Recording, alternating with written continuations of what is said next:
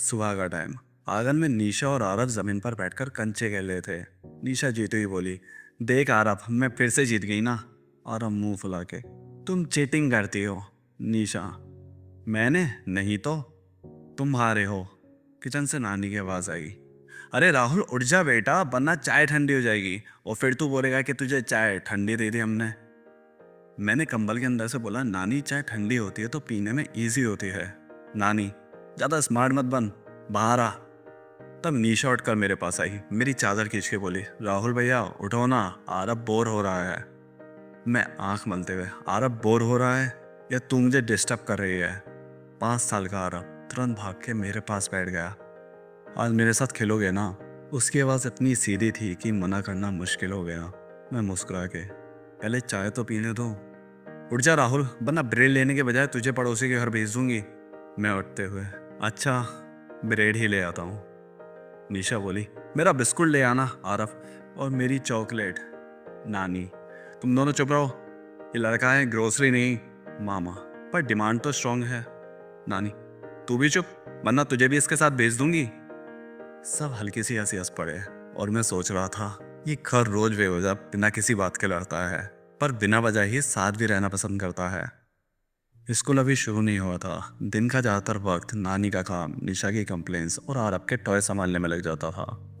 पर शाम को मैं अक्सर अकेला हो जाता।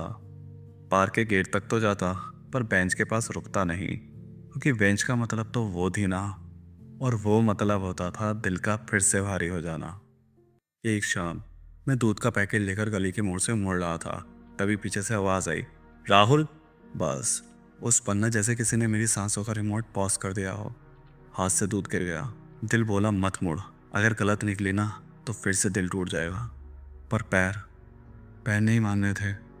मुड़कर देखा और वो, वही आंखें, वही चेहरा, वही आवाज़, बस थोड़ी सी हाइट बड़ी हो गई थी। मुझे लगा मेरी आंखें मुझे धोखा दे रही हैं। पलकें झपकाई, वो फिर भी वहीं थी। दिल जोर से धड़क रहा था, पर आवाज़ नहीं निकल रही थी। जैसे मेरा बचपन सीधा मेरी आंखों के सामने आकर खड़ा हो गया हो। उसने धीरे से बोला, राहुल तुम इतना चुप क्यों हो गए हो? और सच बोलूं, मुझे नहीं पता था मैं रो रहा हूँ या फिर मुस्कुरा रहा हूँ। बस इतना पता था, अगर मैंने उसे एक और सेकंड देखा ना तो मेरा दिल मेरे हाथ में ही आ जाएगा। वो बोली, क्या हुआ, मैं एलियन लग रही हूँ क्या? मैं हिचकिचाकर बोला, तुम सच में हो ना? वो हंस पड़ी, हाँ राहुल, भूत बनकर थोड़ी आई हूँ। और उसकी हंसी ने मेरे सीने का बोझ थोड़ा हल्का कर दिया। तभी पीछे से नानी की आवाज़ आई, राहुल दूध लेने गया था या दुकान खरीदने? मैं घबरा गया और साथ में वो भी। नानी पास आई, उसे देखा, फिर मुझे, अरे बड़े दिनों बाद मिली। वो सीधा बोली, अम्मा नमस्ते। नानी ऊपर से नीचे देखती, नमस्ते घर पर आकर होती है बेटा, रास्ते पर नहीं। और वो मेरी तरफ देखकर हल्की सी हंसी दबा रही थी। अगली शाम वो खुद मेरी गली में मिल गई। इस बार पहले मैंने बोला, तुम सच में हो ना? वो बोली, हाँ राहुल, अब तक तो भरोसा हो जाना चाहिए था। फिर धीरे से, तुम इतना बदल के हुए हो। और सच बोलूं, उस सवाल ने मेरे दिल के दरवाजे खोल दिए। जब तुम चली गई थी ना, तो मुझे लगा शायद मैं तुम्हें कभी देख नहीं पाऊंगा। मेरी आवाज़ काँप रही थी।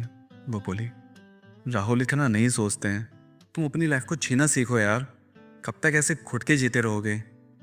और पहली बार मुझे अपनी सोच पे रोना भी आया और हंसी भी। उस दिन के बाद वो रोज मिलने लगी।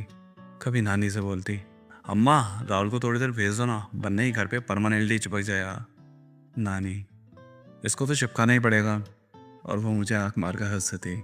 कभी मेरे लिए टॉफ़ी ले आती, कभी मैं चुप होता तो बिना बोले मेरे पास बैठ जाती। और मुझे लगता कि ये लड़की मुझे बदलने नहीं, मुझे समझने आई है। एक शाम हम पार्क के कोने वाली बेंच पर बैठे थे। हवा ठंडी थी। वो बोली, तुम इतना चुप क्यों रहते हो राहुल? मैंने पहली बार पूरी सच्चाई के साथ बोला, मेरे घर में हर वक्त कलेश रहता था।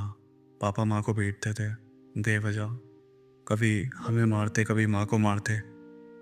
मैं जब माँ को बचाना चाहता तो वो मुझे पीटते, और माँ मुझे पीटते हुए देख मुझे और मेरे बहन भाई को अपनी गोद में भर लेती। एक दिन पापा ने इतना मारा कि माँ हॉस्पिटल में भर्ती हो गई। और उसके बाद ही पता है माँ के लफ्ज़ क्या थे, मेरे बच्चे ठीक है ना? मेरा दिल भर गया, मेरी आंखों से आंसू बह गए। वो अस्पताल की सफ़ेद दीवारें हैं, वो बीप का साउंड। मैं जब भी उसके बारे में सोचता हूँ ना, तो यार मेरी आंखों में आंसू आ जाते हैं।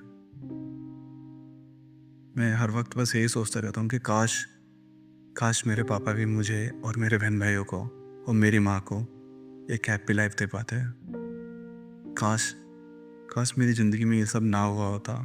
अभी पता है मेरे दिमाग में क्या चलता है, पापा बदलेंगे या नहीं, हम अपने घर जाएंगे या नहीं। मैं कहने को तो नानी के यहाँ रह रहा हूँ, पर मुझे वो फील नहीं आता जो मुझे मेरे घर पे आता था। मैं पढ़ रहा था, मैं ट्यूशन जा रहा था, मैं माँ के लिए कुछ करना चाहता था, मैं बहन भाइयों के लिए कुछ करना चाहता था। पर देखो आज ना तो मैं पढ़ रहा हूँ, ना मैं स्कूल जा रहा हूँ। ये सब सुनकर उसकी आंखों में आंसू आ गए। फिर वो बोली, पर राहुल, जब तुम चुप रहते हो ना तो तुम खुद को तोड़ देते हो। और सच बोलो, उस पल मुझे लगा जैसे किसी ने मेरा सीना खोलकर मेरा दर्द देख लिया हो। फिर मैं घर आ गया। मैं ऊपर वाले कमरे में जा ही रहा था, तभी नीचे से आवाज़ आई। वह नानी के पास बैठी रो रही थी। नानी बोल रही थी, चुप कर, जिंदगी हर बार पूछ के दर्द थोड़ी देती है। तू स्ट्रांग है और तेरे बच्चे भी। मुझे उनकी चिंता है, पर मुझे तुझ पे ज़्यादा भरोसा है। माँ बोली, पर राहुल को देखो ना माँ, हर टाइम चुप रहता है, खामोश, ना किसी से बोलता ना चालता। और अब तो स्कूल भी छूट गया उसका, मेरा बच्चा।